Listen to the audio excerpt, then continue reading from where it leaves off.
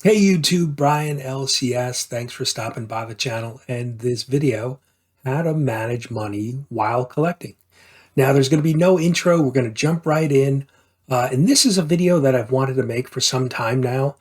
And April is Financial Literacy Month in the United States. And so I thought this would be a great time to talk a little bit about money and collecting. So, um, and there's a bunch of resources down in the description, some books and some websites on money management. So if you're interested in checking those out, and I'm also going to show you how you can get a copy of a book that I wrote for young adults on how they can be successful with their money. So like I said, this is a video that I've wanted to do for some time. And you really need to have a plan for your money. No matter how you spend your money, whether it's on collectibles or vacations or whatever it may be, you need to have a plan for your money. It's just that simple, right? A contractor wouldn't go build a house without a blueprint. A coach is not going to go into a game without having, a game plan and a set of plays. You don't go into a meeting without a meeting agenda, right? So you need to have a plan for your money. We use money virtually our entire lives, from when we're very young until really the day we die, there is money involved in our lives. And so you need to have a plan. And the one thing to keep in mind is I'm not a financial advisor. I'm not a financial expert. So this is just my personal opinion. So don't take this as, strict financial advice. I certainly have experience dealing with money. I've had ups and downs. I've had failures. I've had successes. So I'm sharing some of the things that I've learned over the years by reading books and listening to podcasts and others about being successful with managing your money. So there's really the one thing I want to mention is no one size fits all plan, right? There's no quick cure to your money or managing your money. You really need to build a plan that's tailored to yourself and your unique situation. The income that you make is going to be different than my income. Your expenses may be different. Your living situation could be different. So all of those things impact how you manage your money and how you spend your money. So these are some just general concepts that I'm going to talk about. And I would, suggest that if you hear something, to go, seek it out and gain a little bit more knowledge on that topic. So, one of the first things we can start with is wants versus needs, right? Everybody has them, right? There are certain wants. I want comic books. I want the full run of Amazing Spider-Man. Do I need those things? No. I need things like food, shelter, transportation, water. I want things like comic books, vacations, a new car, maybe a new cell phone or new computer. So when you go to purchase something, or if you're considering buying something, just ask yourself. You can do this. It takes all of about 3 seconds. Is this really a want or a need? And that can help steer you in making a decision about purchasing whatever item you're potentially going to purchase. Do I really, if it's a need, well, then it should be priority, right? If you need, obviously you need food. So food, grocery shopping should be a priority. And now if you come across a great, whatnot auction and see some books that you really want to add to your collection, that's a want. And you may not have the money for that at that time and may decide not to purchase it. So just a quick little exercise that you can do to determine, what is this item that I'm looking to purchase and do I really need it? And, that's a lesson that young children learn, wants versus needs. And If you're finding that there are more wants on your list, there's a couple things that you can do. You can look at your current expenses, all of the needs, and see if there's any way you can cut back on those. Maybe you can reduce your grocery bill. Maybe you can find a cheaper place to live. Maybe you downgrade your car and don't have as an expensive car, or a car that's better on gas. So that's one of the ways you can manage your money really well, is keeping a close eye on your expenses. Now, one of the other things you can do is you can increase your income. Now, that may not be as easy, but you could take maybe a part-time job for a short period of time because you have a certain money goal and you need to bring in some additional income. You could obviously change jobs, or you could ask for a pay increase. So there are a lot of different ways that you can increase your income. Now, imagine if you did both. If you cut expenses and also increased income. Now you have even more disposable income to be able to do things with, or maybe even focus on paying down debt that you may have. So just keep that in mind. That 1-2 combination can be a really great way to kind of jumpstart your finances. And one of the reasons why I wanted to bring this up is because of the amount of money in the collecting niche that we're in, comic books and toys and cards. There's a lot of disposable income that's being spent on items that are truly not needs within our life. And so that's why I think there's a good fit with, hobbyists and collectibles, and having a good plan for your money. Just taking a look at some of the things that I also wanted to cover. One of the other things too with your money is that you really want to be on the same page with your wife, your spouse, your partner, because if you are not on the same page, and if I wasn't on the same page with my wife and I'm off spending a lot of money on comic books, but her goal is to travel, we could have conflicting goals. And so it's good to have that discussion with, like I said, a partner, a spouse, a wife, a husband, family members, so that you can come up with a plan together to move forward with your money. One of the other things I would recommend too is involving your children if you have children. It was one of the things that my wife and I did when our kids were younger. So when I, told the kids or yelled at the kids to go shut the lights off, or don't leave the computer on, or leave your phone plugged in,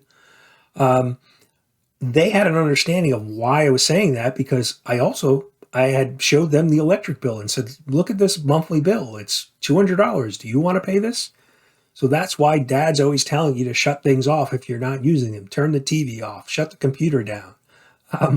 So, as a parent, when you put, restrictions on things or certain rules, there's meaning behind them. And the one thing we also found that involving our kids in our discussions about money was it empowered them. They had a better understanding of why decisions were made, why we went on, maybe go on a certain vacation, one year and maybe scaled back the next year. So it's a good way to have them involved. And, believe me, kids want to be involved. They want to have a say in things, or just be, in on some of the adult conversations. And money is a great introduction to them, because, like I said, they're going to be using money just like you for their entire lives. So it's good to start to get them involved early on. One of the other things that you can do too is understand that to make money, you have to trade your time, right? I work a full-time job. I work 40 hours, plus per week. And for that, my 40 hours that I spend doing work, I get paid. And I'm trading my time for money. So let's say I make $20 an hour and I want to go buy a, $100 comic book. Well, I have to trade 5 of my hours to earn that $100 to go buy that book. And so that's one way you can look at a purchase and say, is that book worth 5 hours of my time? Now, keep in mind, time is not an unlimited resource for us, right? We only have a certain amount of time in a day, in a week, in a month, in a year, in our life, right? And so, You don't want to be just constantly trading your time for money and then spending all that money on things that may not be priority in your life. And so it's just a good exercise that you can do to help value, you know, experiences or spending money, right? If you equate the amount of time it takes you to earn that money and then how maybe quickly you're spending it on something. Um, and one of the things you can do as well is look at your biggest expense. Typically that's going to be mortgage payment, rent. Now imagine if you didn't have that. What could you do with that extra money every month, every year? If you save that money, you could probably buy any, comic book or collectible that you want if you didn't have that expense. And so what can you do to minimize those expenses, right? You can scale back, maybe not buy the most expensive house that you can afford, or that you're approved for in a mortgage. Or if you're renting, cut back on the rent, find a smaller place or a cheaper place. So, there's certain ways that you can tailor priorities in your life by based on some of your expenses by scaling back. Um, and the other thing to mention about expenses and really about credit, using credit to purchase things that you don't have the cash for. That's really a bad idea. Credit cards in general are a bad idea unless you can pay them the bill off at the end of the month. Because if you don't, you're going to accrue interest and ultimately pay more for that item than what it originally cost. And so I would never recommend to anybody to use debt to purchase things that are wants, right? Don't put the PlayStation 5 or that new pair of sneakers or the cell phone on a credit card and then say, well, I'll just make the minimum payment and pay it off, because ultimately you'll pay a lot more for that. And that goes for collectibles. I would never recommend to somebody to buy collectibles on a credit card and say, well, this is a great spec.